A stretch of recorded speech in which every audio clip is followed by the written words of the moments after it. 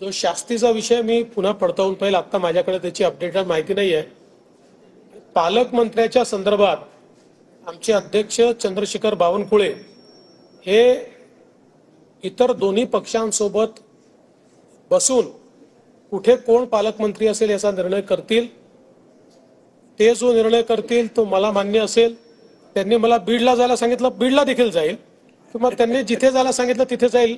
साधारणपणे मुख्यमंत्री कुठलं पालकत्व ठेवत नसतात, पण माझी स्वतःची इच्छा आहे की गडचिरोली मात्र मी स्वतःकडे ठेवू इच्छितो.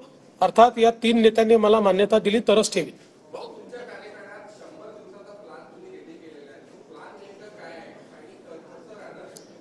प्रत्येक खात्याने 100 दिवसाचं आपलं टार्गेट घेतलेलं आहे.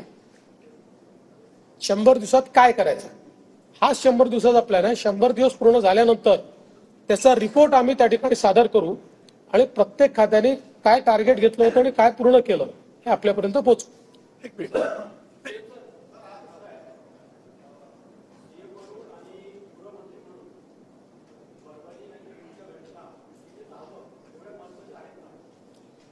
असं आहे की घटना फार महत्वाच्याच आहेत आणि म्हणूनच इथे अधिवेशन सुरू असताना मी स्वतः उपमुख्यमंत्री अजितदादा पवार यांना विनंती केली आणि अजितदादा पवार स्वतः त्या ठिकाणी गेले.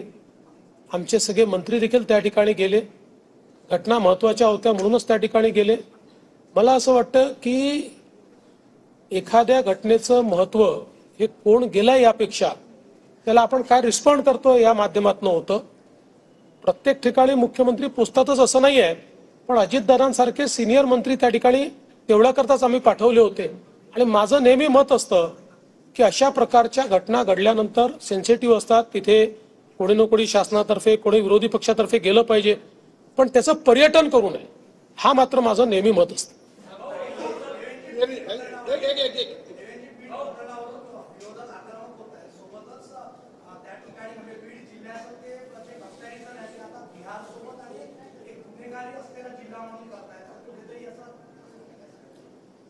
असे घटना जेव्हा घडतात त्यावेळी अशा प्रकारच्या चर्चा होतात, पॅरलल्स ड्रॉ होतात.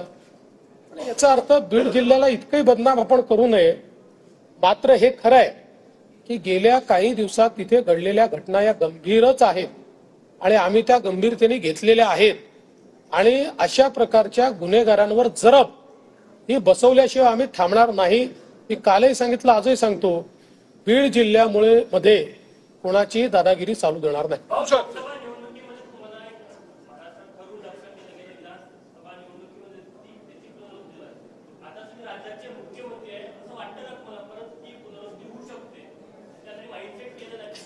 असं आहे की विरोधकांना जे करायचं आहे ते करतीलच, पण गेल्या 5 वर्षात मला टार्गेट केल्यानंतर त्यांच्या हाती काय मिळालं याचा विचार त्यांनी केला तर कदाचित नाही करणार.